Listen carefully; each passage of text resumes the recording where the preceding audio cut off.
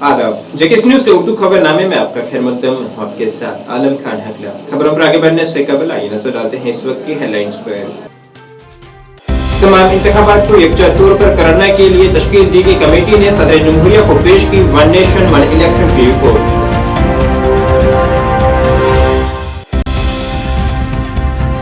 जम्मू के छन्नी हिम्मत में police drug de addiction rehabilitation और मेंटल सेहत देखरेख मरकज का हुआ इफ्तिताह। डीजीपी ने कहा दहशतगर्दी में मुलविस अफराद की तरह मंशियात में मुलविस अफराद पर की जाएगी कार्रवाई। ऑल अलायंस डेमोक्रेटिक पार्टी ने पार्लिमानी इंतखाबात के बाद असेंबली इंतखाबात कराने का किया मुतालबा। शहरियत तरमीमी कानून को नाफिज करने पर उठाए सवाल। और सोनमर्ग में सयाहत को मजीद फरोग देने के लिए की जा रही हैं बेमिसाल कोशिशें। बासलाहियत फनकारों ने सयाहों को मतवज्जा करने के लिए बर्फ की शक्ल में ताजमहल इग्लू किया तैयार। अब खबरें तफसील से। एक आला सतही कमेटी ने आज नई दिल्ली में सदर जमहूरिया द्रौपदी मुर्मू को वन नेशन वन इलेक्शन पर अपनी रिपोर्ट पेश की है। साबका सदर जमहूरिया रामनाथ कोविंद की सदारत में तश्कील दी गई आला सतही कमेटी ने सदर जमहूरिया द्रौपदी मुर्मू को अपनी रिपोर्ट पेश की है। ये रिपोर्ट मरकजी वजीर दाखिला अमित शाह, वजीर कानून व इंसाफ अर्जुन राम मेघवाल, 15वें मालवी कमीशन के साबका चेयरमैन NK सिंह और दीगर की मौजूदगी में पेश की गई है। वजारत कानून और इंसाफ के मुताबिक one nation one election aspirational India के लिए बुनियादी हैसियत रखता है। इसमें कहा गया है कि 18,626 सफ़हात पर मुश्तमिल रिपोर्ट स्टेक होल्डर्स और माहिरीन के साथ साथ वसी मशावरत और 191 दिनों की तहकीक का नतीजा है।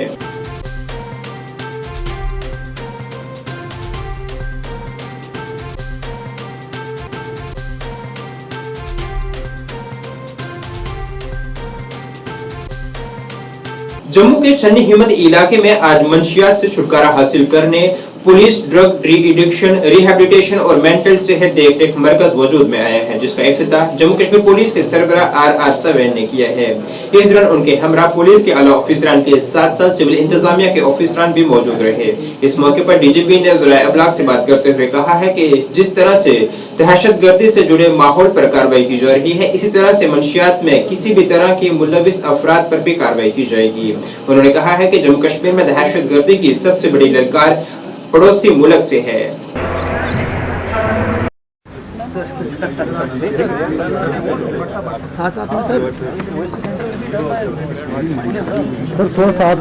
साथ में हाँ साथ में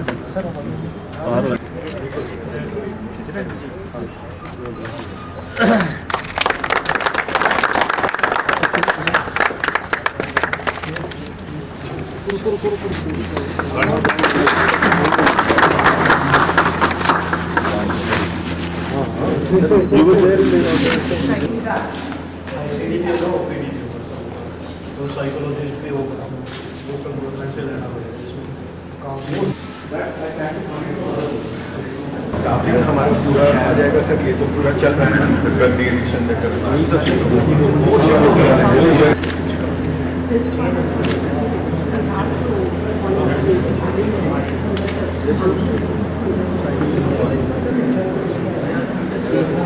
अभी इसमें और भी है sir.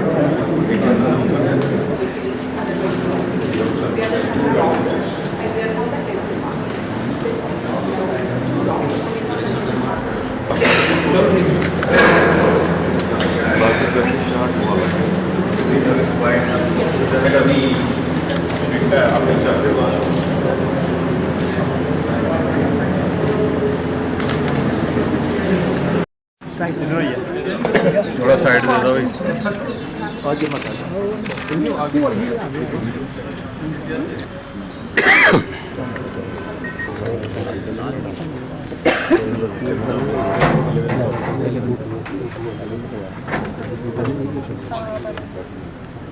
Another is our dreams, whether they be dreams about worldly or unworldly things, and what for death.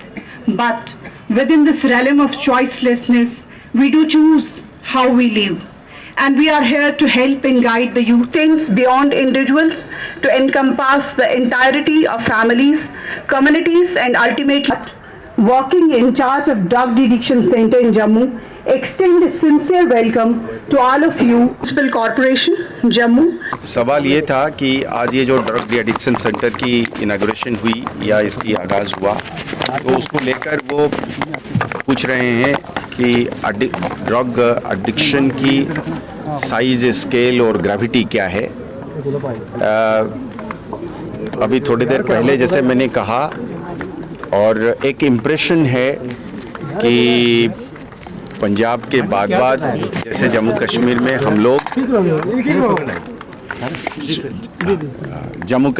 हम लोग एक ड्रग की एक चैलेंज जो है बहुत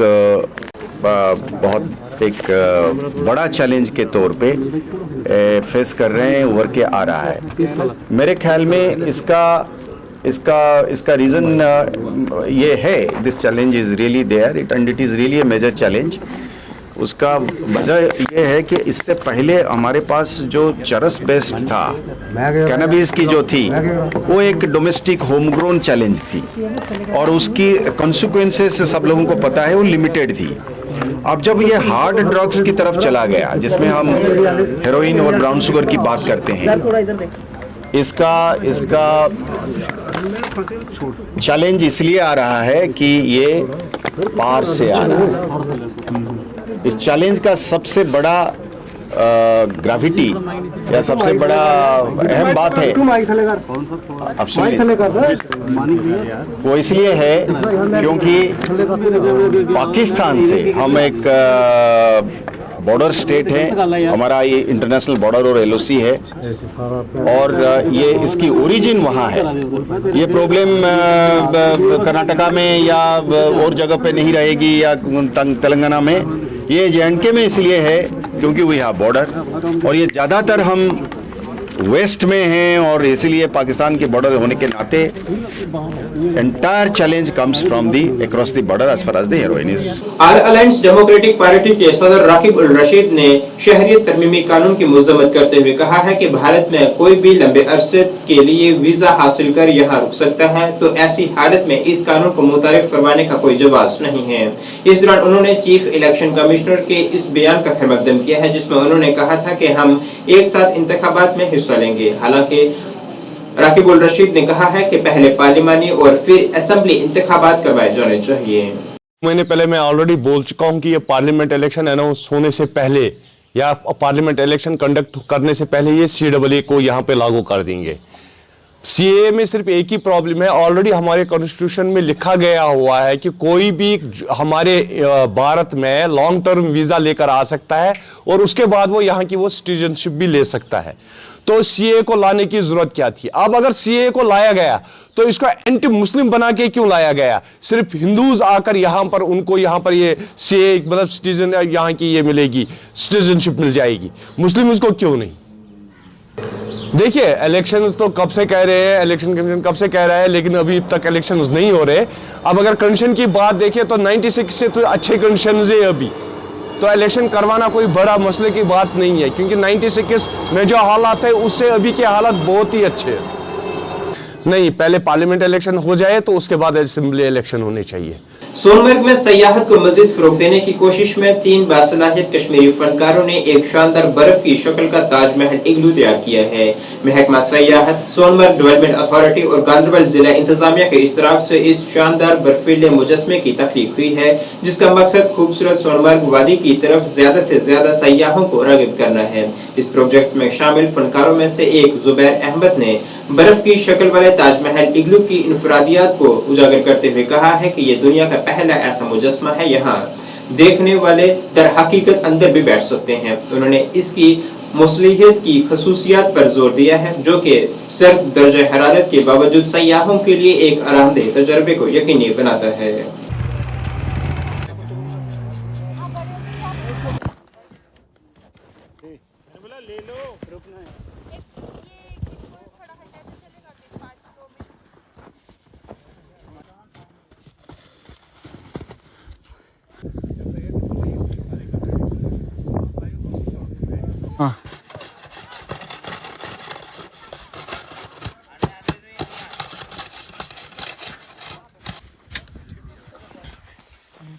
तो मुझे आप ये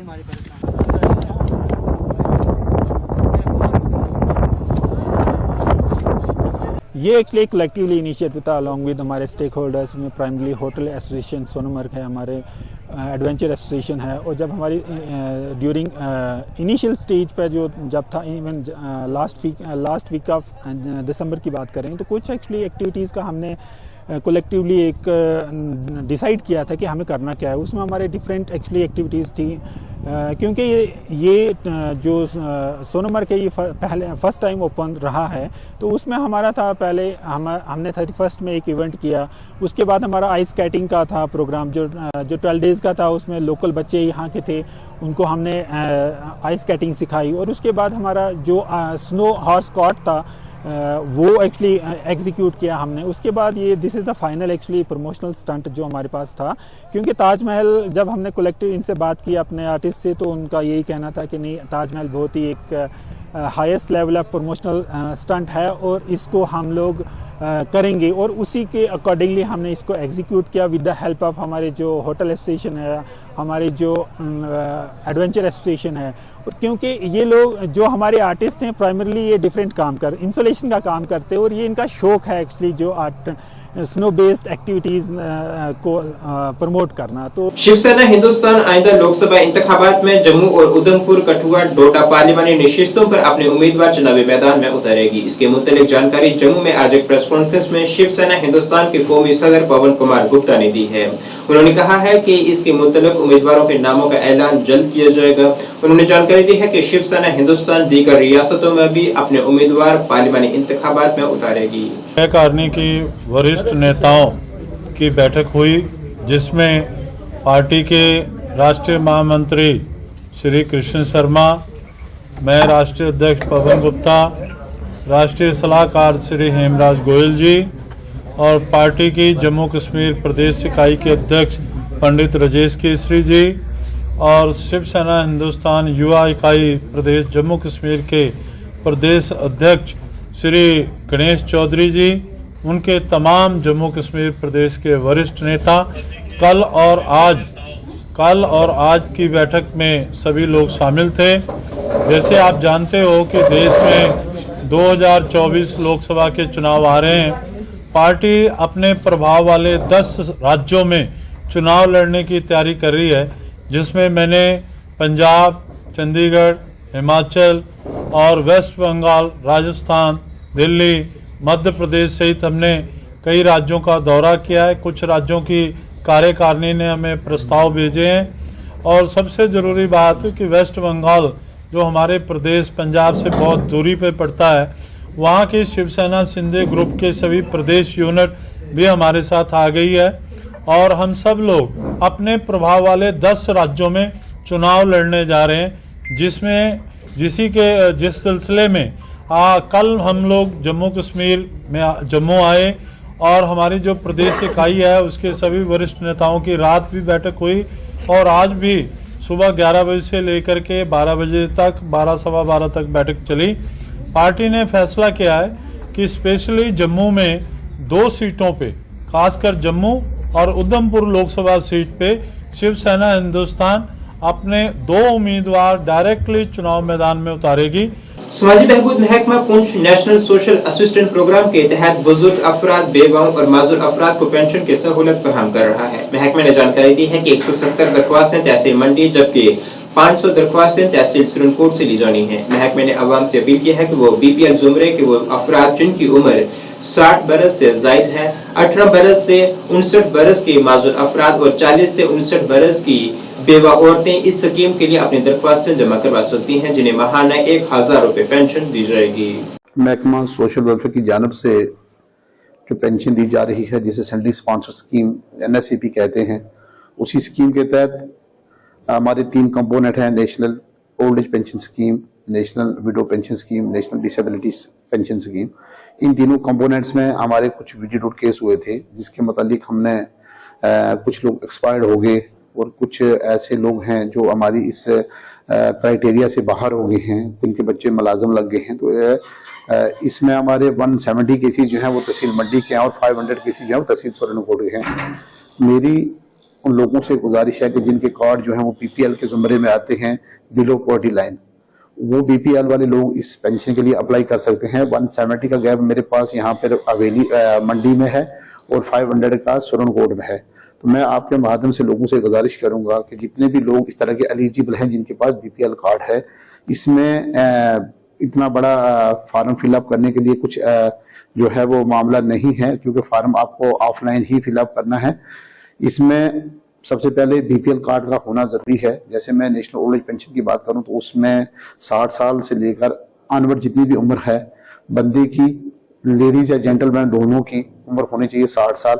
उसमें 1000 पर मंथ पेंशन जो दी है महकमा जो सोशल वेलफेयर देता है, लेकिन सब्जेक्ट टू दी कंडीशंस के वो किसी दूसरी स्कीम से पेंशन ना ले रहा हो, ना ही वो किसी गवर्नमेंट के किसी भी एटनॉमस बॉडी या सोशल वेलफेयर से या किसी और महकमे में किसी भी जगह सरकारी मुलाजिम ना हो। आयुष महकमा किश्तवाड़ के ज़रिए एहतमाम जम्मू कश्मीर में रोजगार के मुतबादिल ज़राए के तौर पर दवाओं के पौधों के शोबे को फरोग देने के बारे में एक रोजा सेमिनार मुनक्किद किया गया है। इस मौके पर एडीसी किश्तवाड़ पवन कोतवाल खसूसी तौर पर मौजूद रहे, जिन्होंने ज़राए अबलाग से बात करते हुए कहा है कि इस सेमिनार में किसानों को जानकारी दी गई है कि वो किस तरह से रवायती फसलों के साथ साथ अद्वियात के पौधे लगाकर अपनी आमदन में इजाफा कर सकते हैं। ये हमारी एक आर्टिमिजिया, एक पूरी पहाड़ियां हैं इधर से, लेकिन चाहे मार्केटिंग जितना, यहाँ ये हमारा शालामार एरिया देखो, ये ऊपर पहाड़ी देखो, सारी आर्टिमिजिया से भरी हुई है, लेकिन हम कहते हैं मार्केट नहीं है। यूनानी, सिद्धा, होम्योपैथी आदि पद्धतियों का समावेश है। हमारे आयुष सिस्टम ऑफ मेडिसिन में जिन मेडिसिन का यूज किया जाता है वो मुख्यतः मेडिसिनल प्लांट से बनाई जाती हैं। आज भी कई सारे डेवलपिंग कंट्रीज हैं जो चिकित्सा की दृष्टि से इन्हीं मेडिसिनल प्लांट्स पर अधिकतर निर्भर है। ये मेडिसिनल से उनकी इनकम में भी बढ़ावा हो रहा है। हमारे डिस्ट्रिक्ट किश्तवाड़ में बहुत सारे प्लांट्स जो कि मेडिसिनल प्लांट्स हैं वो लोकली ग्रो करते हैं, और हमारी एटमॉस्फेरिक कंडीशंस और हमारी सॉइल में इतना पोटेंशियल है कि यहाँ कई सारे इंपॉर्टेंट मेडिसिनल प्लांट्स को ग्रो कराया जा सकता है। इन्हीं मेडिसिनल प्लांट्स की खेती कर हमारे किसान अपनी इनकम को बढ़ा सकते हैं। इन मेडिसिनल प्लांट्स को कैसे उगाना है, कैसे इनकी देखभाल करनी है, इनकी मार्केटिंग, सेल, परचेज कैसे करनी है, हमारे गवर्नमेंट की तरफ से इनसे रिलेटेड कौन कौन सी स्कीम्स हैं जिनका फ़ायदा आप उठा सकते हैं, इन सब की आपको कंप्लीट इन्फॉर्मेशन देने के लिए मैं रिक्वेस्ट करती हूँ हमारे रिसोर्स पर्सन डॉक्टर वही। हमारे यहाँ पर जितने भी पोटेंशियल फार्मर्स हैं वो यहाँ पर आए हैं। इनको बताया जा रहा है कि हमारे जो ट्रेडिशनल क्रॉप्स है उनके अलावा जो मेडिसिनल प्लांट्स जो हैं उनको कैसे उगाया जाए, उनको कैसे उससे उनका अल्टरनेटिव सोर्स ऑफ जो एम्प्लॉयमेंट है और कैसे जनरेट किया जाए। उसमें एक सेमिनार था, तो उसमें हमारे नोडल ऑफिसर आयुष, हमारे साथ डीएफओ साहब हैं, चीफ एग्रीकल्चर साहब थे। इन्होंने बड़े भरपूर तरीके से फार्मर्स को समझाया और मुझे उम्मीद और विश्वास है कि इस सेमिनार से जो हमारे फार्मर्स हैं यहाँ से कुछ सीख के जाएंगे और उसको ज़रूर इम्प्लीमेंट करेंगे। सर, क्या एक दिन के सेमिनार से किश्तवाड़ के फार्मर्स को अवेयरनेस मिल जाएगी? बिल्कुल।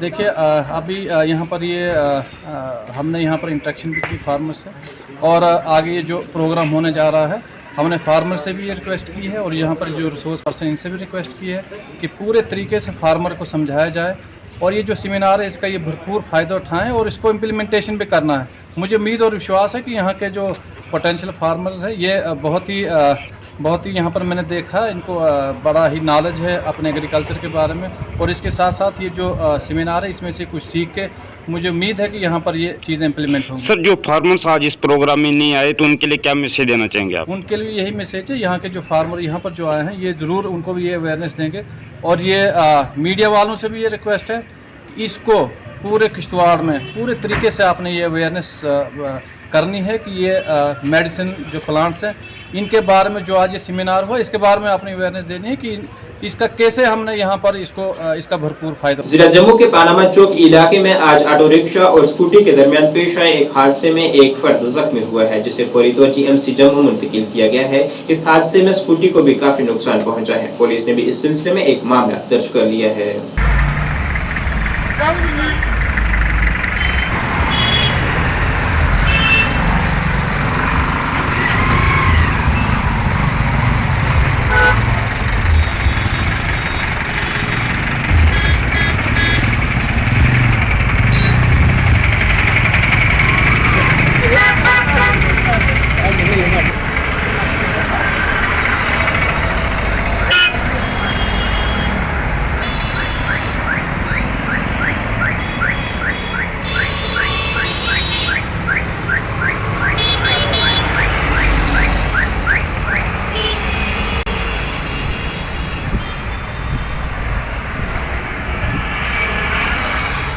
नाज़रीन, इस वक्त के उर्दू बुलेटिन में बस इतना ही। मुझे मेरी टीम के साथ दीजिए इजाजत। अल्लाह हाफिज।